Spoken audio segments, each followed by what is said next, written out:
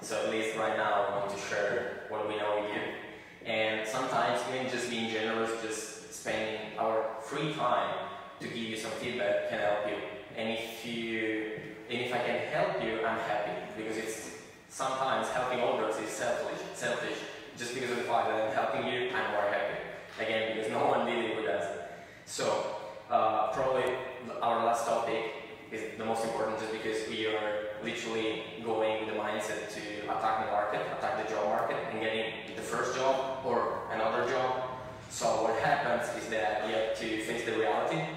You have to look yourself in the mirror. You have to ask yourself what you know, like for real, and how can you like truly embrace a job and convince, for example, a potential recruiter that you are good enough to deserve this money. Because I think that we have built this false scenario where we deserve a job.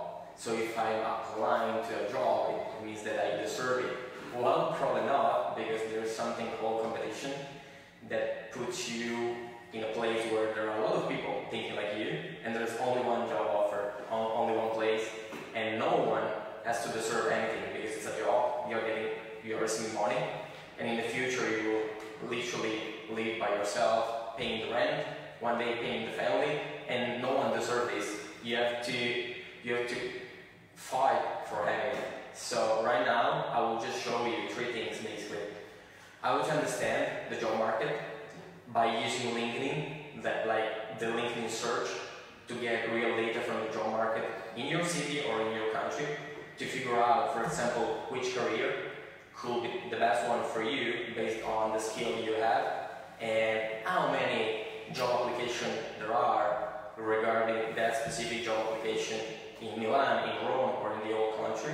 Second, what kind of skill do you need prior to the interview just to be in the position to succeed? So, for example, we'll see which is the difference between a social media manager, an SEO manager, and a media planner. So, what do you actually need to even start thinking about doing that job? And the third part, I think that it's the most practical, because we will see how to correctly and properly establish and structure and use your LinkedIn profile. Because I knew that you were like printing your LinkedIn profile and all the stuff, but I actually don't have time like today to see one by one. We can do it afterwards. For example, if you send me an email, I will tell you exactly which are the 9 points that you have to be better at. But right now, at the end of the lesson, we'll see how your LinkedIn profile should be structured. Because those rules apply for anyone, and you can use it even without me having to see your LinkedIn profile. So let's start. So the first thing is that in the let's say in the traditional side of the communication and marketing, you can guess and you can have opinion about how the market is shifting. While right now I cannot accept from you not knowing how the job market is shifting, where the job market is going, because you can literally search for free those information on LinkedIn. Just to give you like a quick example, if I'm typing social media manager on LinkedIn and I'm actually setting as a location Milan, I can literally see how many today social media managers are working right now in Milan. And then I can do the same for Rome. And I can see that even though the population is in Rome is much higher compared to the Milan one, well, when you see how many people are working in digital in Milan, you get scared, because you understand that it's not that relevant how many people in general are in the city if there are not that many people working in the field. So you can do the same thing playing with the other countries. So instead of reading about pure data or stats about how France or Germany or England is better or worse compared to Italy, just go look up on LinkedIn and you will see how many people in those different fields are working in different countries. And the same could be applied for people working in economics, engineers, like any industry on LinkedIn. You can search it because most of people are on it, and you can literally pull out data that you can use for your own thinking to understand which career may be the best choice for you. And not because if you see a lot of social media managers in Milan, it means that you want to work there. It's just because at least you have a perception of how many opportunities are in that field and in that city. So, a question. Why, in your opinion, are there so many social media managers in Milan if compared to Rome? Why are there so many social media managers in Milan if compared to Rome? We can say that Milan is considered as the center of gravity of digital and technology and businesses. It's a more international one.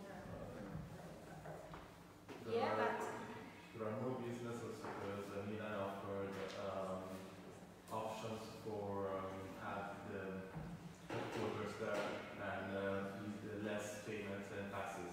So obviously it's a taxes. Let's say that 80% of education in Italy have headquarters in Milan. there are many more businesses and companies located in the north of Italy, Milan or around Milan, if compared to Rome. Because in Rome there are less private companies. What is present in Rome? Political center. Public administration, so many more public organizations. But they also need this kind of figures, this kind of roles of profiles, but they are a bit late compared to Milan, and so your suggestions, your comments are all good. Milan is much more international, it's much more projected on the future, so it's true. Just to share this comment. So once you establish that, for example, in Milan there are many opportunities, then it's up to you. Because, for example, many workers will never leave their country or their city just because they feel attached to that specific place, or they feel like they belong to Rome or they belong to Napoli. So it's just not about data. It's like any other important decision that you make along your life. The more information you have, the better choice you will make, and that's it. So, for example, what you may do is just type in social media manager and then look for similar sort of search terms like specialist and the strategist. Obviously, the main difference between a manager and a strategist is that the manager, he is doing while the strategist most of the time is thinking, just because he has like a better experience. So for example, a social media manager could be someone who is working since 1, 2 or 3 years, while a social media strategist could be like a mid-level worker with 5-year experience, just because of the fact that he has used so many social media platforms, like just by doing and creating content and planning editorial plans, that he deserves to be like a strategist, because he has acquired and gained so much experience that right now he can also think as a strategist and not only as a manager. And personally, I hate like the word specialist. So, or for example, I don't understand why someone is calling himself or herself junior social media specialist, which is like being a junior expert, which you may easily understand, it doesn't mean anything. And most of the time, like specialist is like a super arrogant word, so, and it doesn't like extract the full value of what you can do or you cannot, because if I ask you who is a specialist, what would you just get back to me? Who is a specialist? What's the definition of a social media specialist? Which is the difference between that and a strategist? Try to guess.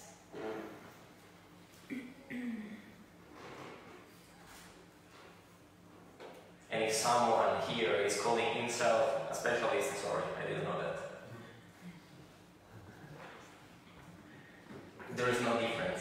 It's just a word that you're attaching to yourselves to feel better at night. And then you can do the same for content creation, digital or marketing communication, and SEO. And you can just look up for all the different search terms and results on LinkedIn. And LinkedIn can give you like exactly the right picture. Obviously, not anyone is on LinkedIn, but we can assume that a relevant amount of human beings who are working are on LinkedIn. So the data that you're extracting, that you're pulling out, they could be like statistically relevant for the entire population. And especially in the digital field, I cannot accept the idea of someone telling me, well, but not anyone is on LinkedIn.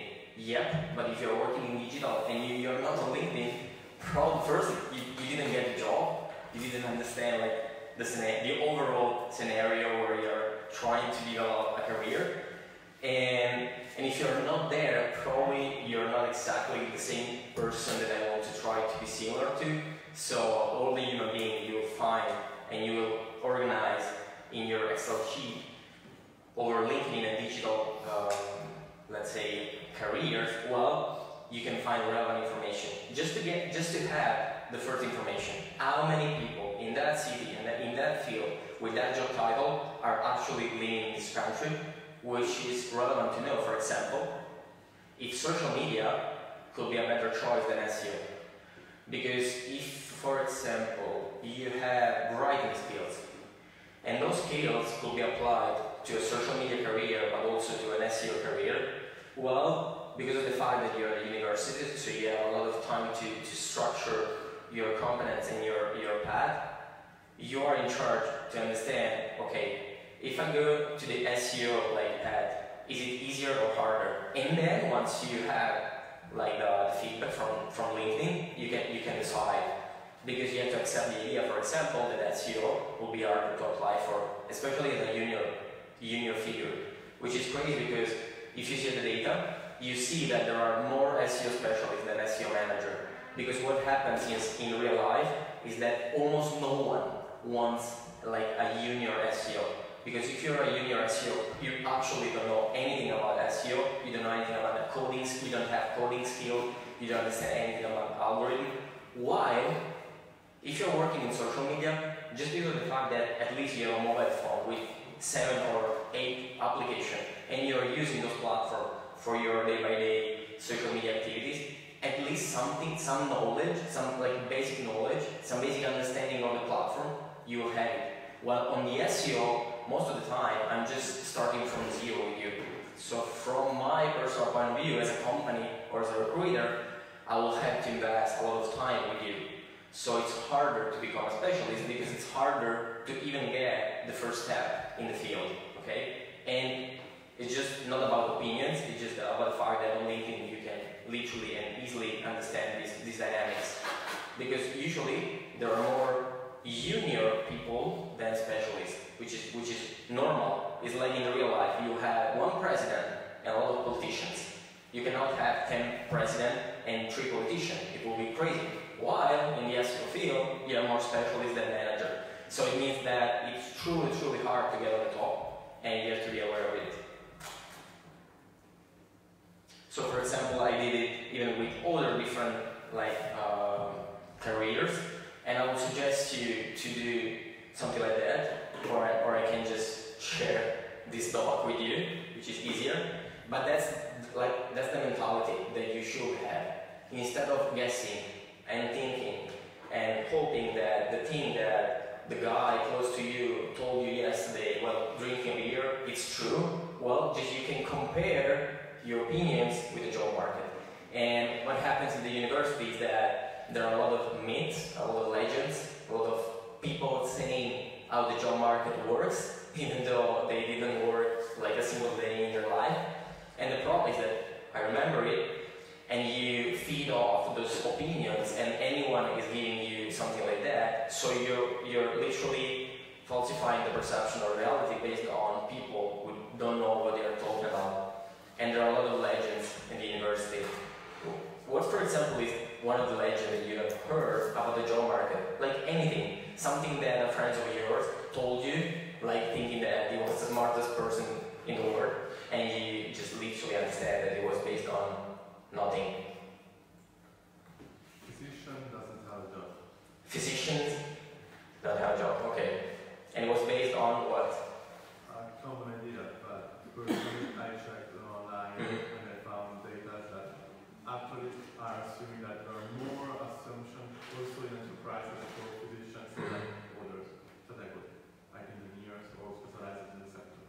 because probably physicians, they found out they can do like even different jobs, which is not exactly pure physics, like in the laboratory, like you your glasses with no friends. You can even work in real companies.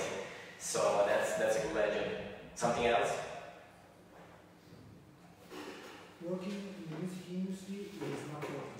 Right now, And probably like in the communication faculty, we receive something like that. Oh, you're communicating, so you don't work.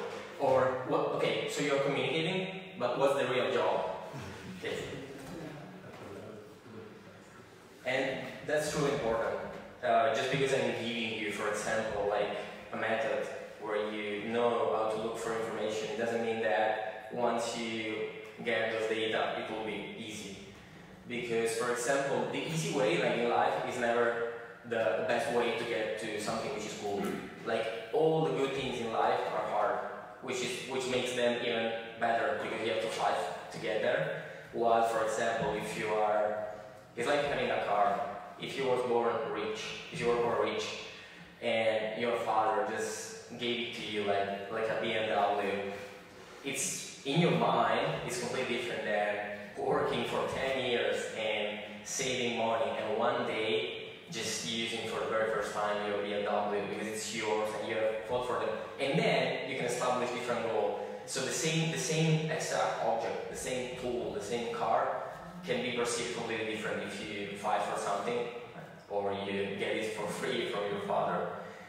Because most of people who get everything like super quick usually don't like the idea of even having problems or issues, but at the same time they don't feel engaged with the thing that they had just because they didn't fight for that. So I hope that once you have the method, the way, you don't think that that way is the easy way. You're just planting the first seed, but seed and grow is like super complicated, and it's the best part, which is the reason why, for example, going abroad implies looking for information, which is even harder because it's a different country.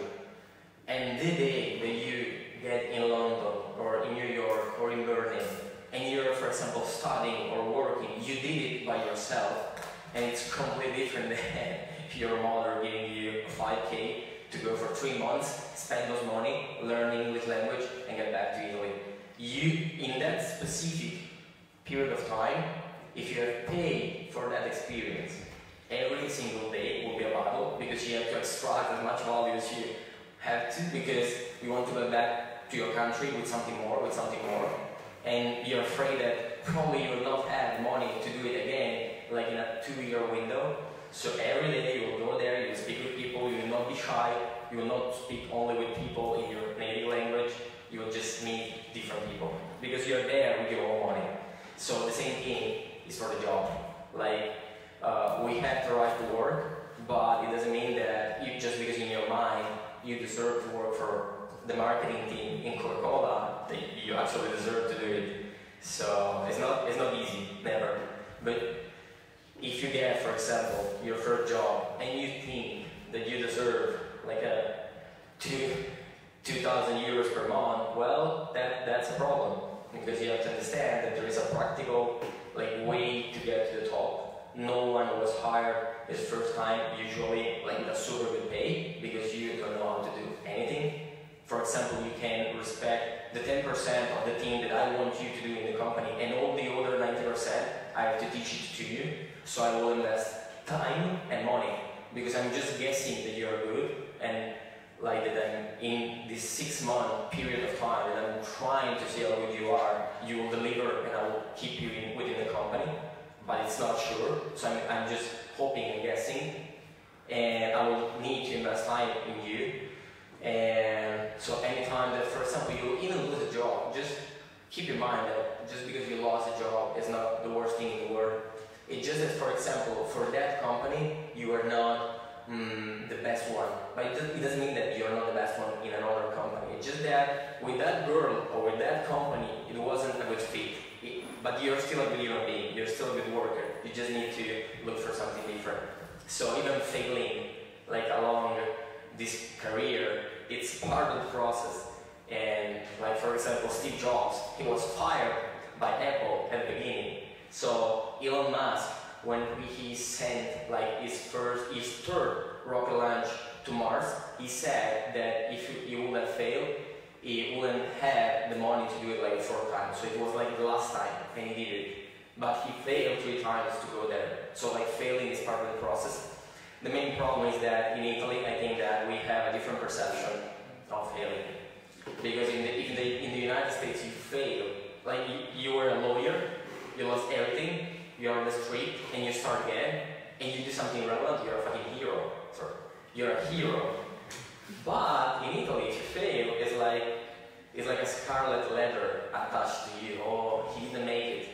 And I think that it's related to the fact that we have hard times, not we, but in Italy, we have usually hard times to accept success. When someone is getting at the top, it's probably because he has someone in his family who helped him, or he's related to the mafia or to the politicians, or he got money, or blah blah blah. It's never because it was just good. It was like the best. It's never like that. So because of the fact that sometimes we don't accept like success, we usually don't accept even the failure, which is obviously wrong. And I hope that even living right now in Italy, you will always have like an international mentality, because you can keep your body like in this specific place, but if your mind is open and you're aligned, you can do good things in Italy even with an international mentality. I suggest you to watch a very nice video, a very interesting video, and you will find it on YouTube, about the Alibaba's founder and owner, and about failing in life. Is a very good one. And I mean, he's the boss in China, so if he failed and he can tell the story to you like smiling, you can probably learn something from that. And failing, guys, failing is even getting into an exam and not getting like the best grades, or having some problems and, for example, giving 3 exams instead of 2. So anyone in life will have problems. Like the main difference is how you deal with them, and you cannot hide them. One day you will face problems, and there are obviously different levels of difficulties and troubles, but you will deal with them, and based on the reaction that you will have, you will be like a good human being, or someone who will just lay on the couch and complain about how the world is wrong. This is the main difference. And what if I ask you, what do you think that, for example, a social media manager has skills should have? Just throw up ideas, like anything is good. And someone like here is using social media channels, so just think about yourself. What do you need as a basic? Do you need soft skills or hard skills? Both. Skills. Okay. I think like hard skills, you need deep knowledge of your deep competence about your field, but not only about the search engines, but on everything that concerns like computer science, and especially the web applications of computer science. About soft skills, I think that you need to be very open-minded. You need to be very passionate about your job, because due to the fact that it is a job connected to computer science, and that computer science, like internet, is characterized by speed, you need to always keep updated. So you have to be, that's a metaphor, you have to be hungry to learn, you have to be always, and you have to, sometimes you need to discuss yourself, to learn from your mistakes, and to be passionate. I think that the most important thing is to be passionate about your work, because. But that can be applied probably to any professional.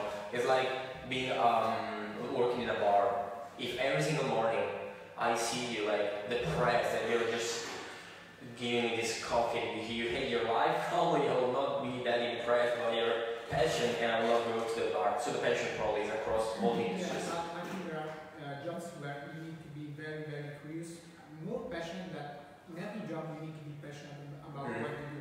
But I think there are job positions where you need to be very aware to the fact that you have to keep on learning or doing all your life.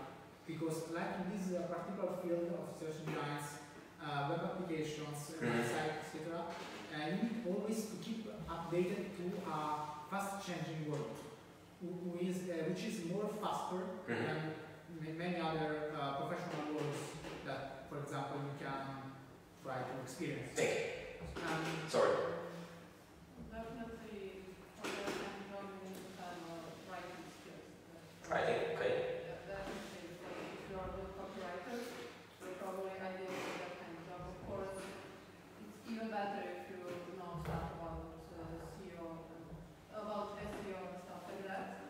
But on the first place, I would look looking for someone with really good writing skills and great English, because that person should be someone who is in charge for social networks, and that's why it's really important. And almost everything today is English.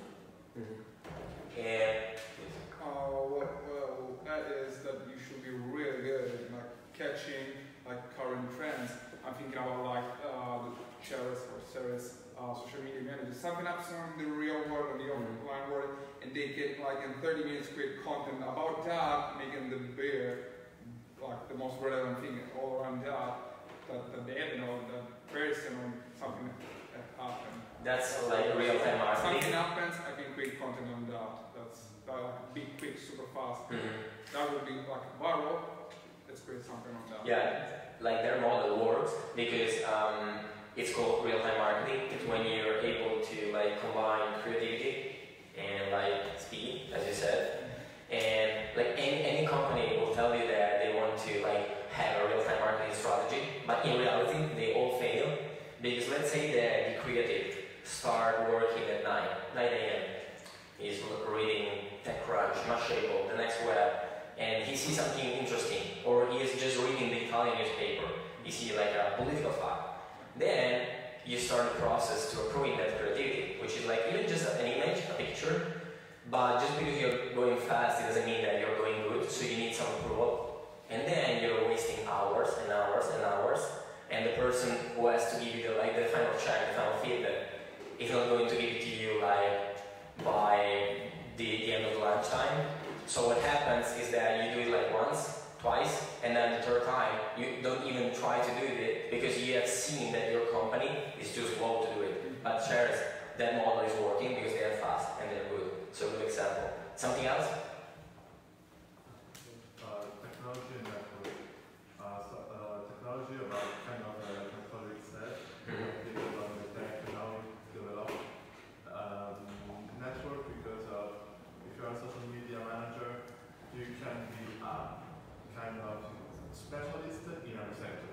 You need to choose and be the best on Facebook, on Twitter, on Instagram. I know the others for sure, but when I need for a client Twitter and I have Instagram, I call my friends and hey, what do you think about this situation? Or maybe I need to work faster because, as you said, real time. I'm a graphic, but not a good one. I need to do a real good graphic because in 3 days I have a press conference that will change my company. I will not do the graphic of that thing. I will call my friend because I know he's a friend, and they will do it in midnight because he's a friend of mine. So that's a good model that can be applied sometimes. So for example, if you are working in an agency and they ask you even to do the visual part, so for example to do images and videos, you have two choices. First one is the one you said, that you have a good network, so where you don't get, someone can do it for you, but obviously it cannot be like the rule. Because for example, if I need like a video edited in 1 hour, you cannot call your friend. So then you understand, okay, should I be like independent in that specific field? So even though you will never be like an actor or a video producer, but at least you can learn the basic. So it's all about having a network, good connections, but being practical. That sometimes you have to do it by yourself. So good one. Last thing. For example, you should have the skill to build and respect your schedule, but at the same time, you should be flexible to the pushes that come from the external environment, but also in the internal. And I think that one important thing is if you are a social media manager, you should really know what your company or the company you work with wants.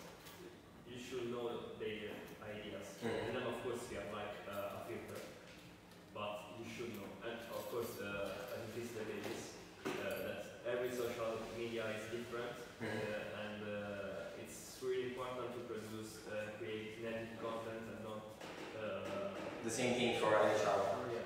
Yeah, that makes sense because you have to be open-minded, obviously, and it's true that you're not like an engineer. You're just not like getting your job done. You're also thinking. You have to be like a creative mindset, and sometimes like your boss will tell you, okay, I like the editorial plan, but today we have to publish this thing, and you have to do it, and you have to do it quickly.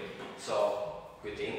And so let's see in details what I would suggest you to learn if you want to work as a social media manager, an SEO manager, or a media planner. So, when it comes to social media, obviously the writing skills, because if you don't know how to write, just don't, probably you shouldn't work like even in this field. You shouldn't even be in this faculty. But that's like another conversation. Because if you don't know how to write, just tell me which kind of career you'll be in where you don't need to write. Like a press release, you need to write. Like a journalist, you need to write. Social media, SEO, content creation, even in the advertising, you have to write the copy. So if you don't know how to write, that's the door. Then graphic skills, because sometimes, not every time, but sometimes you'll not have like a graphic designer like close to you. Because maybe it's a small agency, or you're working within a company, so they don't even think about hiring a graphic designer because he will work not that much, so you cannot justify salary. So you have to do it, even like the basic part, you have to do it by yourself. So you will go on YouTube, look up for how to use Canva to make quotes on Instagram and all this stuff. Because you have like online content where you can learn things that, for example, in the university, you didn't have the opportunity to taste, but online you can learn it. And you don't even need like to buy some courses online like for a lot of money. You can literally look up for free content online and you can learn a lot of things. It's just about investing your time. I think that the cool part about digital is that obviously there is a part related to the talent. If you're talented, you will do great things. And then you have the hard work. And you can completely control the hard work part. Because if you just put like more hours than your colleague in learning how to use Canva, at the end you learn how to use Canva, and it's free. And then creative skills, because you have to know the company, but it's hard. Every month you have to like place in different channels and split in different pieces all the things that you know about the company. And every month it has to be different. So the strategy is the same, which is the reason why the strategy always plans like a year, at least a year of content, of macro categories, but then you have month by month, like if you're a professional, you're working for an editorial plan, so at least you or the client knows with 1 or 2 weeks in advance anything that is about to be published on his social media platform, and he can give you like the approval, so you need to like work in advance. But then you, after every month, you have to follow the strategy and then apply it to the like practical world, which means that every month you have to change something, you have to tell different angles of the company, you have to interview a different person, so you have to ask to him or to her different questions. So there is a creative part, and then the human skills, because even though you're not a community manager, so you're not dealing with people on DMs and below the post, below the comments, you're still communicating something which has to be relevant to him. And I have to know him or put myself in his shoe to understand what could be compelling and eye-catching for you. So it's all about having empathy. It's like boring friends at the bar. If they are boring, they usually don't understand that they are telling something which is super boring, no one is listening, or at least you have tried but you lost your attention immediately, because they don't feel empathy. They don't understand what you're about, so they are just talking, which is the worst thing that can happen on social media, that a company is just talking and publishing content which are not relevant, because they are just thinking about what I have to say instead of what could be relevant to other people. When it comes to an SEO manager, basics coding skill, you have to have them, just because before writing like words, you have to understand the coding in the back end of the website. So before to even start an SEO strategy, the first thing that you do like into a website is to fix the coding problems, or even just highlight what these problems are to the developer so you can do it. But you have to understand which one are true real problems for the SEO strategy.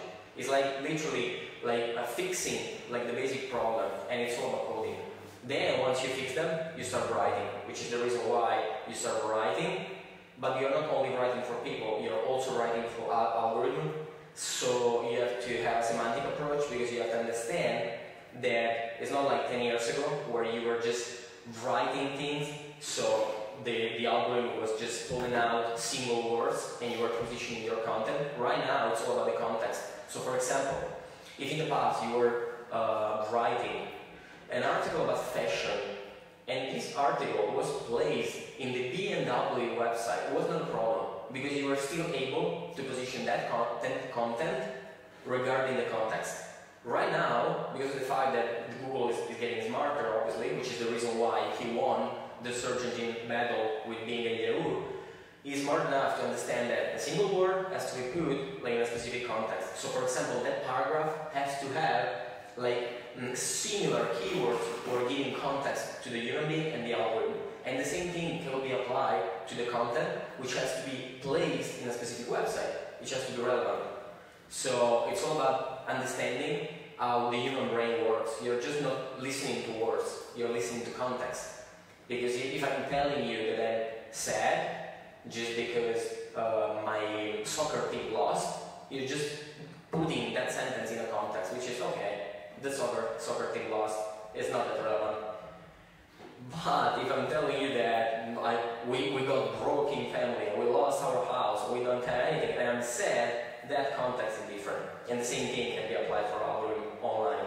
And PR skills, because if you truly understand SEO, which is not only writing content, but also receiving link from the outside website, you need to develop skill. And sometimes, if you don't actually know how to write like a brief, compelling, and interesting email where you're telling me who you are and how much money are you about to give to me to establish that link, I will not get back to you, and you will not succeed in link building strategies. So for example, establishing connection, talking with people, and building and literally buying those links, or even negotiating, implies your SEO strategy to be better, which is mainly a human ability. Because if you're just copy and pasting that same email for anyone, it's not the same thing that like a customized email. So it's all about PR. And then the media planner, it's more math, finance, analysis, data, because you have to be good in writing, like the copy, but usually if you're a media planner, you're not even in charge of creating the graphic or writing the copy. You're only the person who is getting that content and has to place it in the right channel and has to understand where to distribute and how to distribute the budget, where to deploy those money, and how to measure data to understand how to optimize the campaign. So it's less humanistic and more based on data and numbers. And then let's go practical, and we'll see how to fix your LinkedIn profile, because probably you may think that your LinkedIn profile is good, but it's not. How much time do we have? It's 5 to 3. Okay. So, profile picture is obviously the main thing. Not anyone here has it, but it's not a problem. You can still do it. And trust me, you don't need like a super professional picture. Just even have like a wide scenario background behind you, but please never upload a picture with you graduating. Because just think about your profile with my point of view. If I want to hire you, I want to get a taste that you are a good worker. And the only image that you're promoting is that you get like your university done. Now show me something different. Show me you doing something at the PC, you talking with someone at an event, you networking, you public speaking, you doing something that in my mind could be related, or even just standing up in front of the camera with a, again, white background and you're dressed like pretty good. Well, that gives me like a good perception about you. But please never use to get a job or to start even thinking about getting a job like a picture from the university, because there is a difference between the university where you have to study something. Then the background picture, which is the cover image, has to be related to something which could be related, let's say, your city, your passion, something about your job, or even just a stream of numbers if you want to work as a media planner, because in my mind I'm creating the perception that you're really into data. And then the cover image is the first thing that I'm actually looking into your LinkedIn profile. So just pay attention, because it covers a lot of pixels in the first screen in your home page. So it has to be professional, but it has to like literally give me the context of who you are. And it has, sometimes it could be like the city where you live right now, or sometimes it could be like the city where you have worked, or do you want to go back. Or again, like the most important thing is that once you upload the cover image, just keep in mind that your profile photo will cover like a part of the image. So if, for example, you have decided to use a quote, an inspirational quote from Elon Musk, and your face is literally covering like 3 words, well, that is a mistake. So just think about the fact, it's like on Facebook pages. From mobile, you see something like a specific rectangle, while on desktop you see the full cover image. So sometimes if you have something important, like a person or a word, like next to like the border, on desktop you see it, and on mobile you don't see it. So just always think about the fact that that specific image has to be placed in a specific place, so you have to be aware of the fact that you will have different elements covering it. Then the headline, which again, if you're a student and if you write student at La Sapienza, just please tell me what's relevant about your LinkedIn profile to me compared to one who is a student at La Sapienza but at least wrote something like social media, or social media and SEO, or social media for local companies, which could be like real, but at least you're giving the perception that you're not just a student, as the image could show, but you know something, even just the basic, but at least you're focusing my attention to the skills instead of the role. While, once you start working, the role could be more relevant than the skills. Because, for example, if you have, let's say, 7 skills, it's too long, and if you're working for a good company, it's more relevant to show the job title. Just that's the job title. But you have to understand that right now you're living a different part of your life. So focusing on the job title, which is the student title, is not the best scenario. Just think about what you know, even just the basic, writing or journalism or sport journalism, but give me something practical. Then summary, which is in the first screen that I see from your LinkedIn profile, is the part where you can go a little bit deeper, not too long. It's not like an article. It's just a brief presentation of who you are, or for example, even passion that you have. Like the summary is probably the only place where you can tell me if you do like sport, because from my personal point of view, if you're doing sport, it means that in your mind you're pushing yourself every week to go train, to achieve results, and you can apply that same mentality to a job. So if you have any other passion besides studying and working, just that's the place to get more personal. And a lot of CEOs, like big bosses, they usually use the third person.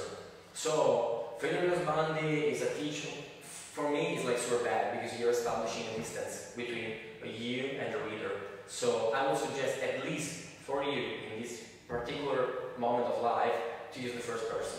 I am this person, I'm interested in that, I've worked here. Just brief. Experiences?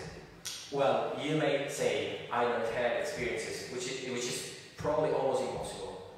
Because at least you had to have something, even just one experience, like a volunteership somewhere, something that you have done in summertime, like anything, or even a project.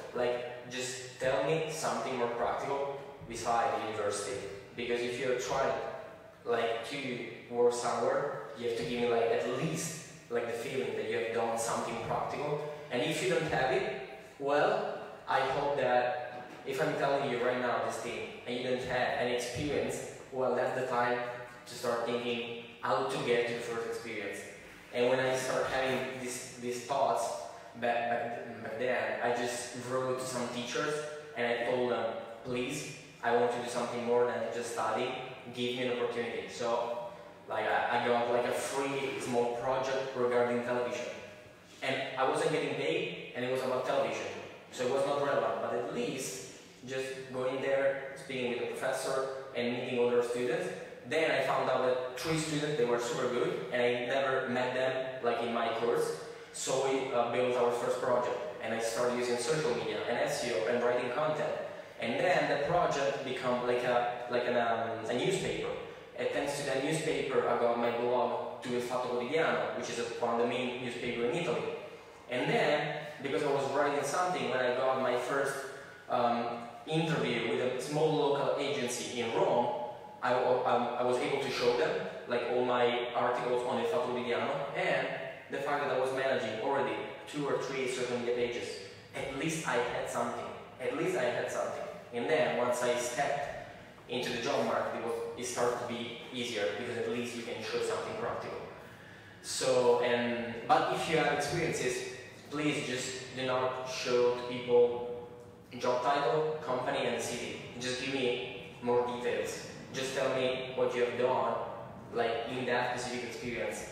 If you have achieved any results, if you have acquired any skills, just give me more details. Don't only focus on the company.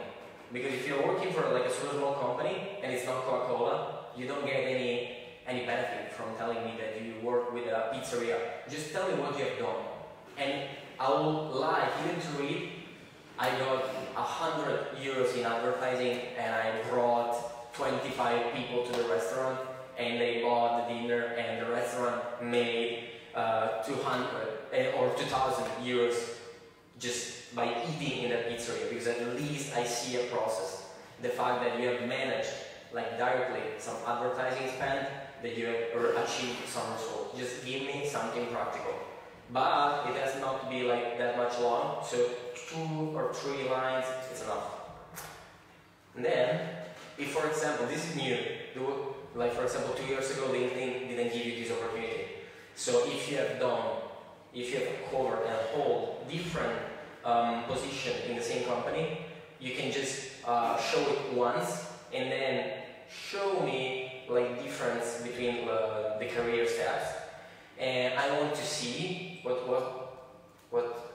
basically what's the difference. What have you done like when you were an intern, when you developed like a specific skill, and then when you were managing a team. Show me the difference, show me the path. Because if you're just telling me that you're holding different job titles and I'm not working in the company, I cannot know what the company thinks regarding a social media coordinator. It's just someone who is coordinating Facebook pages or a small team. Just give me something more, even if you have different job titles in the same company. And it can be applied even with small project. Because if you started just by doing something and then you're managing different things or different people, just give it to me, show it to me. Now we will see the most important slide. The education. Keep it short because no one really cares. Like for real. Joseph apart, if you're trying to write below your education all the exam that you gave, you're crazy.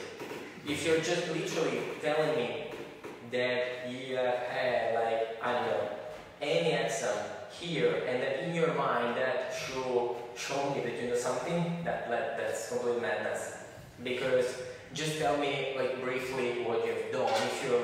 If you have met someone like a super good teacher, or for example across all the subjects, which are the one that you are more interested in. Just give me something more relevant, and always think not about university but about the recruiter. It's all about feeling empathy. Even here, you don't just see with a selfish approach your profile. You just think about your profile with a recruiter mindset and you ask yourself, okay, what does the recruiter is looking for right now? And even though you're just a student, I'm looking for your perception of the university. You are there to get exams done, or you are there to network, to see which specific topics you are more interested in, and you develop even like small project. This is what I want to see. And then the last 2 slides regarding LinkedIn. Sorry, does it make sense to add the title of the thesis in the master degree? Yeah, because if you have built, like enrolled the thesis regarding a specific subject, and you want to work in that field, well, I see a connection. So for example, if I see that you have made like a research on how Matteo Salvini is using his social media channel, and then you try to apply for a political job application related to digital, I see a connection. So at least even if you didn't work in that field, you have spent, usually, like months just looking up for articles and content and books, so you have the basic knowledge around that topic. And skills, I mean, they're not that much relevant. I will not just judge you based on that, because it's like on TripAdvisor, there are a lot of restaurants which has got like fake reviews, so they look like super good, you go there and the food is like super bad. So it's like anything where you ask people to say something, it can be true and it can be not, but like a strategy that I would suggest you is not to have too many skills, because you will make easier for people to go for like a short number of skills, so you will get better easy. So if you have 20 skills, people will start voting, and after 5 years you will have 10 votes per 20 skills. While if you hold only 4 or 5 skills, you will receive all the votes on these 5 skills, and you will get to, let's say, 50 or 70, like super short period of time. So it's all about positioning yourself around social media, SEO, advertising, whatever you want, but keep it short, because it will make it easier for people to vote it. And then the recommendations, that's probably the best part of LinkedIn. Because if you're showing me your CV, you're just telling me your story from your personal point of view, which is biased because it's you and you like yourself, usually, not always. But what happens is that on LinkedIn, I can at least, like on TripAdvisor, I can see someone giving more details about you. And there's a rule, like a hidden, invisible rule on LinkedIn that no one will never give you like a bad review. So, and you can also accept the review, so you have all the filter. But asking for reviews is like being a loser, because you're asking to people to go to your party. No. If you're interesting, if you're good enough, people will usually like genuinely go to your profile and leave you a recommendation. And if it doesn't happen, just ask yourself, what can I do to make it easier? And like the first answer is you go into other LinkedIn profiles when you think that you and deserve it, and leaving LinkedIn recommendation. Because then I'll be interested in the fact that you gave me like a LinkedIn recommendation, so equal, meaning you have spent even just 3 minutes of your life to enhance like my image outside, and I like it, so I can probably do it for you. So just giving recommendation is the best way possible to receive recommendation. And the last suggestion is about the language. Since day one, when someone was telling me, Federico, I'm thinking about leaving your recommendation, like the only thing that I asked was, okay, thank you, do it in English. Because the people that in a long-term strategy I want to impress in my life and in my career will not speak Italian. They will speak English. So since day one, when I started working, if you were giving me, without asking, like a recommendation, I was just asking you kindly to leave it in English. But for you, it will be different. So please do not have like both LinkedIn recommendation in French and English and German, because then you will lose them, because a German recruiter will only understand, let's say, English and German, not French. So just be strategic about the language. It can be even also 100% Italian, please. Yes. Yes. So like if I want a recommendation from my boss, I go to his profile and I say he's a really good boss, and then he will say that I'm It's like in real life. If you have like a good friend and you're talking like super good about him, it doesn't mean that when you're not there, he will talk good about you. You're just making it easier, and you're establishing good connection. But please, never fake it. Only do it like when you truly think that like a colleague or boss was like a good human being and a good worker, because you don't want to distort the perception of other people looking at that profile, and you don't want to fake it only to receive like recommendation. You just do it because in the back of your mind you think that that human being deserves it, and then usually if you're a good person and you plant the seed, some of them will grow. Not all of them, some of them. And this is bad. It's all about having alternatives, and it's better to do this thing than asking, please give me a recommendation, unless, for example, you're going abroad and you're going to the United States, and even just to get like let's say a working visa or something like that, you need like a cover letter from your boss. Then it's different. The cover letter is this important, and a LinkedIn recommendation as this important. It's not the same thing. So this is just my strategy. The strategy will apply. Yes, but like it's different to recommend your boss than your boss to recommend you. Because like, do you have to recommend your boss? I mean, is it like normal? I've never recommended a boss. Yeah, like Colleagues. my boss is the best. No, I would say you are a good way because, like you are a professor. Me as a student, technically, I would not have that with you, but in a kind of this reference, people will say, oh, he's also a good professor, so he's a good value. Yeah, just because someone is an authority doesn't mean that just by leaving the recommendation you're licking his ass or her ass. It's not like that. No, of course. You can do it, it's just not that usual. Because as you said, the boss, it doesn't need like your recommendation, but being a human being, he can still appreciate it. And if you are truly good, he will give back to you like a recommendation. And if you will not, just, it can happen, don't cry. And the very last slide, it's all about posts and articles. Because as I said all the time, LinkedIn right now is the best platform to publish content organically and to reach the most people. You don't get the same result on Twitter, Instagram and Facebook, but on LinkedIn you get them. So, for example, if you want to position yourself as a human being who has some skills or some interest or some knowledge about a specific topic, setting up your skills in a LinkedIn profile is like the passive strategy. The proactive strategy is when you publish content, because you make it easier for people to see your first name and last name in the LinkedIn feed. And obviously, if you're in a university, you're not writing the 3 things that I learned while working, because you don't work. So anything that you will say probably will be completely useless for the job market.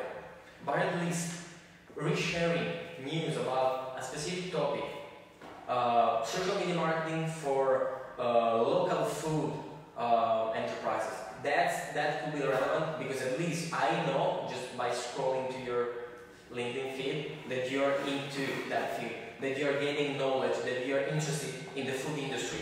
So for example, if I want to work to Italy as a social media manager, I'm interested in all the stats and all the trends of the food market in Italy. Because the day that I will have like a job interview, I'm prepared. Okay? And let's have a break. Thank you. There is another part about volunteering. Yeah.